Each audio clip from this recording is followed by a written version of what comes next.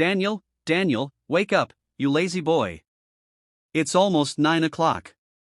Daniel opened his eyes to the sound of his mother, Amelia. If your father finds out you're still in bed, he'll be furious with you. All right, mother, I'm awake, Daniel replied lazily. Daniel was a sluggish and idle young man who had no interest in work. Instead, he enjoyed sitting by the window of his upstairs room, watching nature. His favorite hobbies included writing poetry and stories, as well as reading them. As the only son among 6 sisters, Daniel was pampered by his mother. His father, on the other hand, was the wealthiest man in town due to his prosperous business and his persuasive charm, which drew people into buying from him. No one left his shop empty-handed. He was a fabric and silk merchant, known for the finest quality goods, which even reached the king. The king himself had requested a dress for his daughter's wedding, a testament to the reputation of his merchandise. Every morning, Daniel's father woke up at 6 o'clock, and by 7, he was already supervising the cotton fields. Afterward, he visited his factories to monitor the work, struck business deals, and finally checked on his shop inventory, noting any shortages or necessary supplies. However, with age catching up to him, he grew weary and could no longer manage the workload as he once did. He wished for Daniel to take over the business, but Daniel's laziness and lack of responsibility made him unfit for the task. Often, Daniel's father blamed Amelia for spoiling their son, which he believed was the root of his idleness. Amelia repeatedly suggested to her husband that they arrange a marriage for Daniel, but he refused, insisting that Daniel was too lazy and irresponsible to start a family. Despite this, most women in town dreamed of marrying Daniel not for his looks or strength, but for the wealth he would inherit. Women would flock to see him whenever he walked through the streets. Yet, Daniel showed no interest in any of them, except for one, Isabella, the farmer's daughter. Isabella had dark golden hair that seemed as if the sun wove its rays into her strands every morning. Her eyes were a mesmerizing shade of blue, like a clear summer sky. Her fair skin was striking, but her unfortunate circumstances overshadowed her beauty. She was the daughter of a poor farmer who worked tirelessly from dawn until dusk to provide for his family. Isabella herself worked hard, joining her father in the fields for harvest from 3 in the morning until 8. On her way home, she would watch the elegant schoolgirls heading to their lessons, a life she had to give up to support her family and care for her paralyzed mother.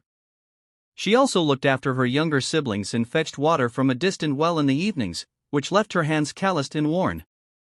Isabella was shy and self-conscious around others, wearing tattered clothes and struggling with her once beautiful hair, now infested with lice. Her once radiant skin had grown weary, marked with lines that made her look older than her years. The first time Daniel saw Isabella was at the village well as she filled her water jars. He was captivated by her beauty, veiled beneath the cloak of poverty.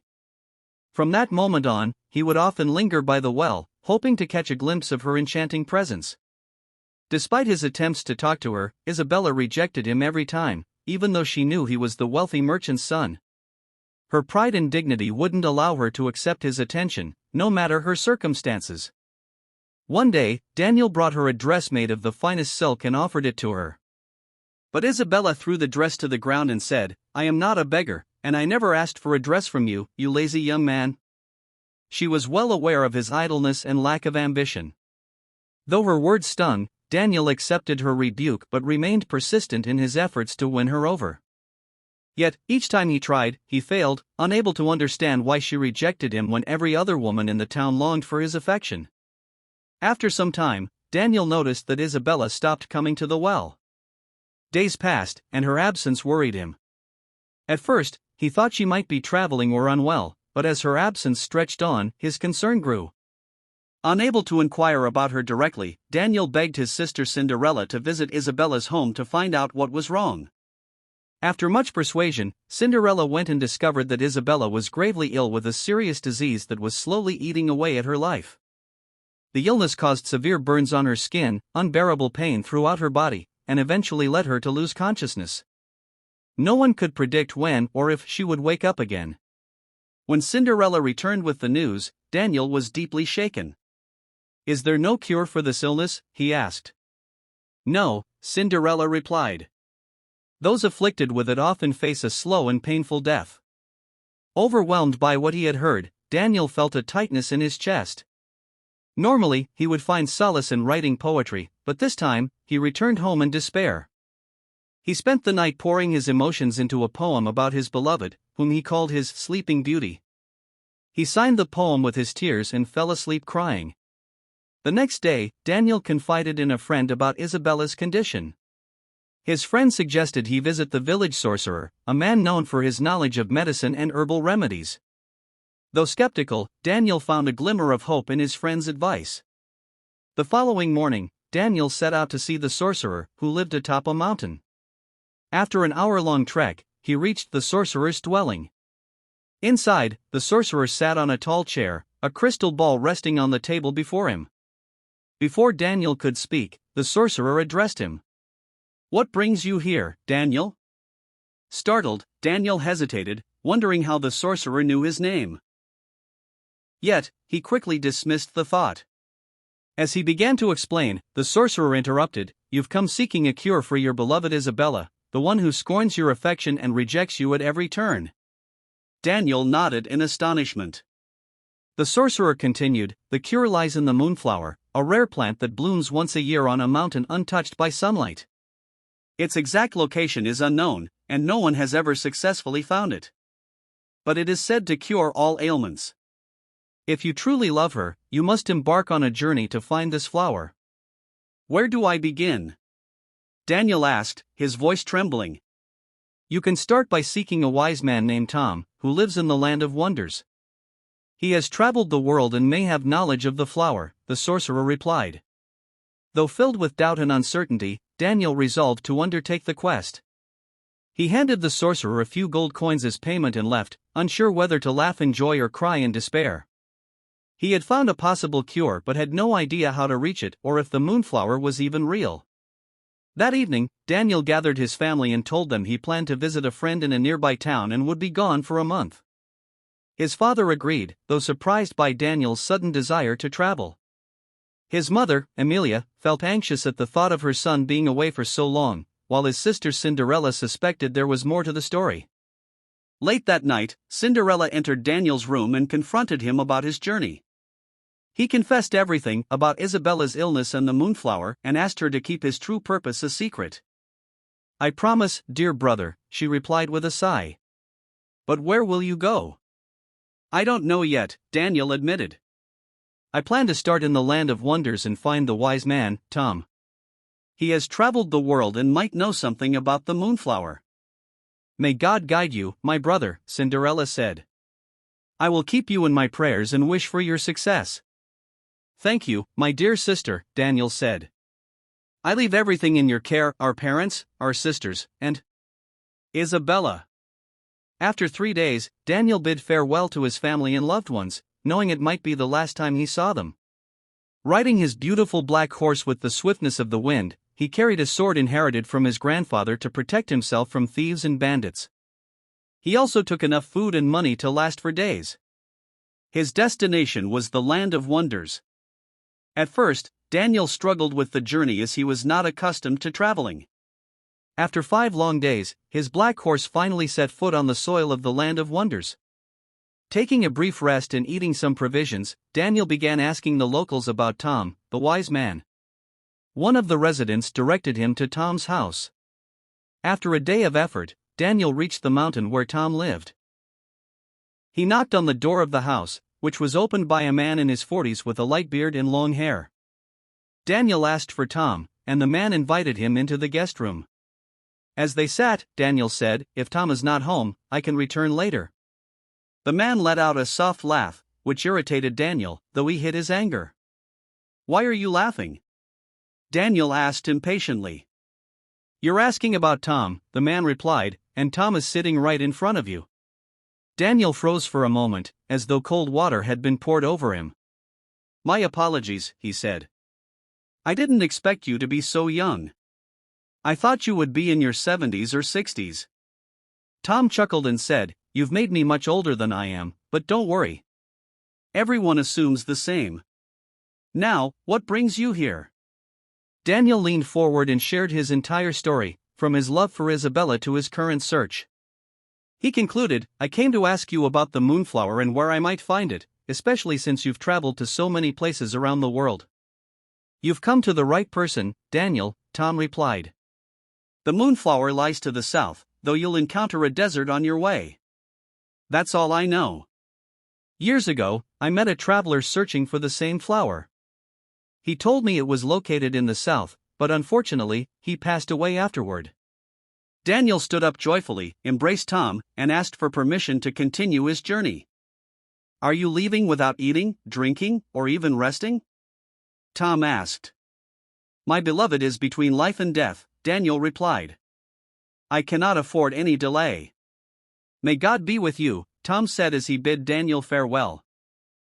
Daniel resumed his journey south. After hours of traveling, he entered the desert, just as Tom had described. As he walked, he thought about Isabella and asked himself, has she woken up? Is she still in pain? I must hurry to find the flower before I lose her forever. The scorching sun and hot sand made Daniel feel as if he was walking on flames. The further he went, the more unbearable the heat became. His water supply was running dangerously low, and his horse was growing weary, swaying north and south as if it might collapse at any moment. In his desperation, Daniel began to see mirages of water pools in the sand. He would run toward them and start drinking, only to realize it was just sand. Disheartened, he prayed to God for even a small sip of water, his tears streaming down his face. He wept so hard that he thought he might drink his own tears to survive. Suddenly, his horse neighed loudly, breaking Daniel out of his despair. He looked around, trying to determine the cause of his horse's unusual cries. Moments later, he froze in fear as he spotted a massive sandstorm approaching from the distance. For a few seconds, he stood paralyzed, unsure of what to do. Snapping out of his shock, Daniel began running frantically, with his horse following close behind. In the distance, he spotted a small cave and rushed inside to take shelter from the storm. The cave was cool, providing much-needed relief. Exhausted from his journey in the intense heat, Daniel fell into a deep sleep. Daniel woke up to the smell of meat, especially since he was extremely hungry. He found himself inside a large tent. Shortly after, he heard a boy's voice calling out, "Brother, our guest has finally woken up." A young man in his 20s entered, carrying a cup of water and a few dates. Daniel drank the water and ate the dates, bewildered by how he had ended up there. As he pondered, the young man spoke, "I'm Henry, and you must be wondering how you got here. After the sandstorm, I went out to check if anyone was harmed. I heard your horses neighing and followed the sound until I found you. Your horse suffered some injuries but is now doing much better after drinking and eating. He'll regain his strength in a couple of days." "Bless you," Daniel replied, "I owe you my life." Henry then asked, "What brought you to this barren desert?" "It's a long story, my friend," Daniel replied, "but I must continue my journey." Henry objected, "How will you continue when you're in this state? You need at least 2 days of rest." Daniel cared less about his health and more about his sleeping beloved, but he realized Henry had a point, he needed rest to proceed. During the day, Daniel spent his time walking and reflecting, as it was his favorite pastime.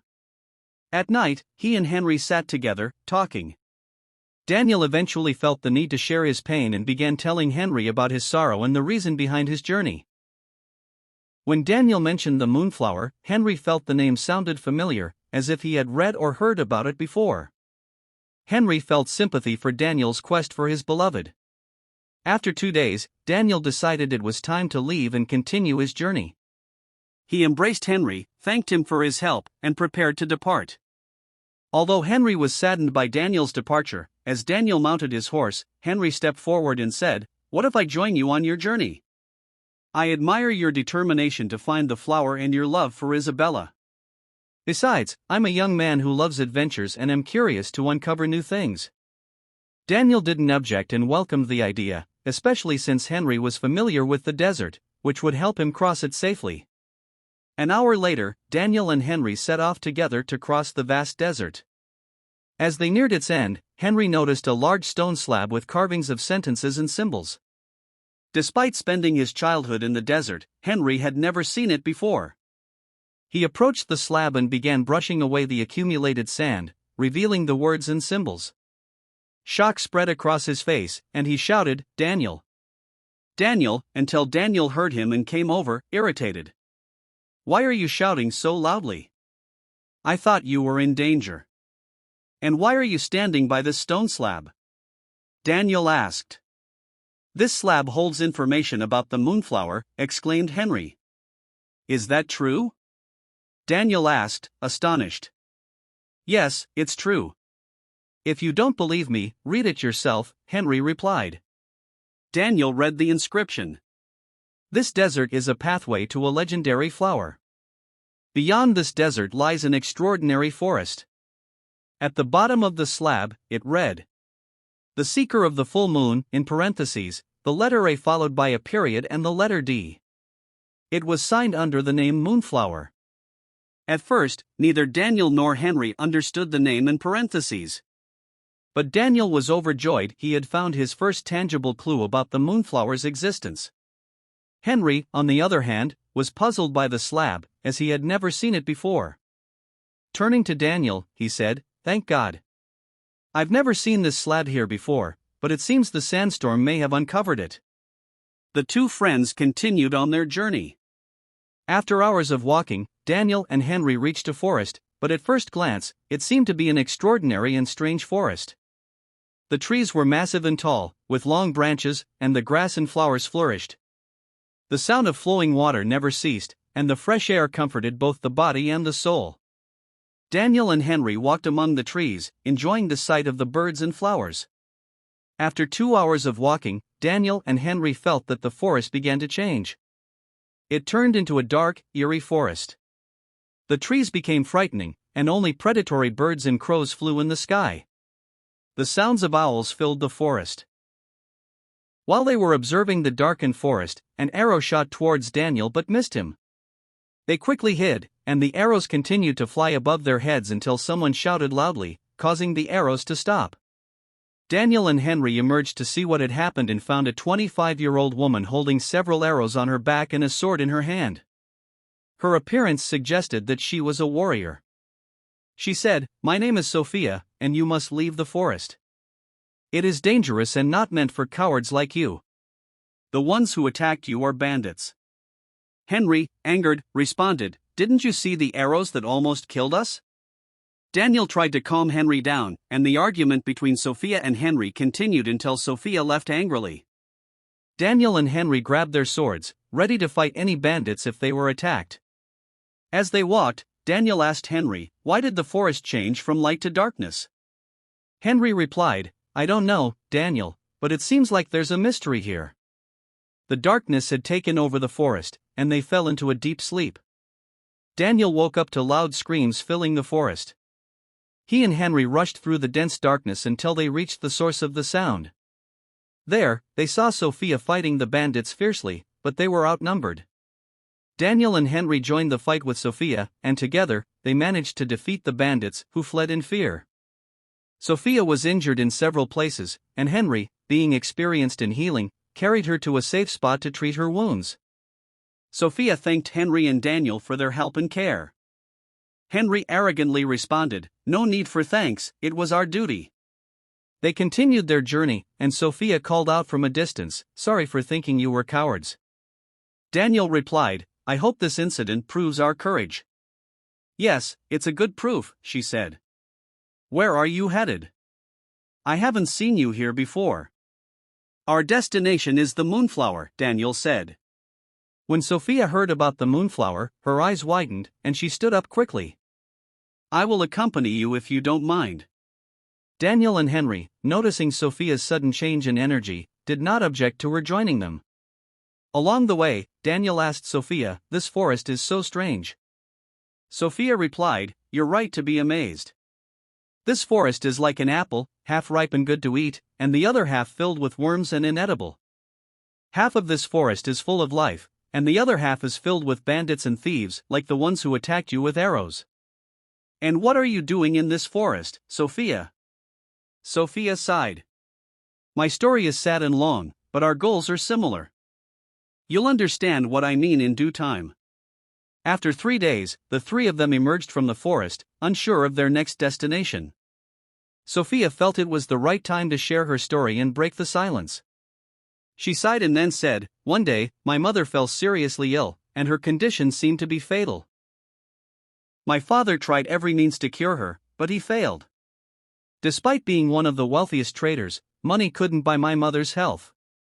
I was only 8 years old at the time. My father lost all his wealth trying to save her, and then a wise man told him that the cure was a moonflower. My father left in search of it and left me with my uncle. But my father never returned.